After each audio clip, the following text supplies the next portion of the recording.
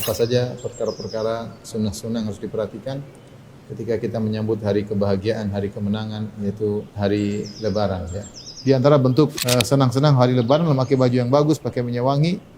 Dan di antara bentuk memuliakan tamu adalah kita pakai baju yang bagus. Ya. Bukan tamu datang kita pakai kaos oblong, kemudian robek kanan, robek kiri. Enggak, kita jamu tamu dengan pakaian yang bagus, menunjukkan kita menghormatinya. Ya.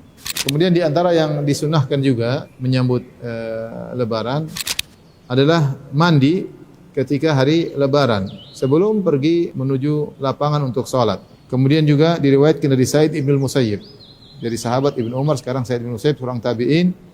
Dia pernah berkata, sunnatul fitr salasun, bahwasanya sunnah yang berkaitan dengan Idul Fitri ada 3. Al-masyu ilal musalli, berjalan menuju lapangan.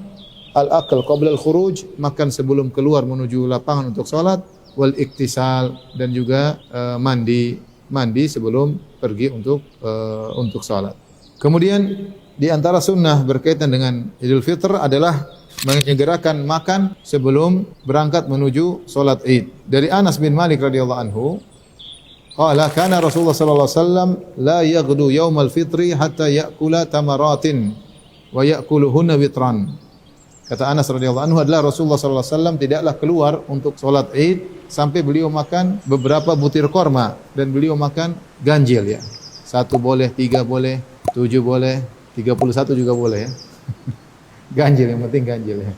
Kemudian di antara sunnah mengenai Idul Fitr adalah salat Id di musalla lapangan terbuka bil khala. Ini sunnah selalu dikerjakan oleh Nabi sallallahu alaihi wasallam ketika Nabi di Madinah. Padahal kita tahu di salat di Masjid Nabawi pahalanya berlipat ganda, 1000 kali lipat. Tapi untuk salat Id Nabi sengaja meninggalkan Masjid Nabawi untuk berkumpul di lapangan. Di antara hikmahnya, kaum muslimin bisa berkumpul diimami oleh seorang imam, dan itu saatnya syiar. Begitu hebat ketika orang berkumpul di suatu lapangan dengan jumlah yang banyak, menunjukkan syiarnya Islam ya. Dan ini yang dituntut dalam syariat, bahwasanya Id adalah hari berkumpulnya kaum muslimin dan juga syiar tentang Islam.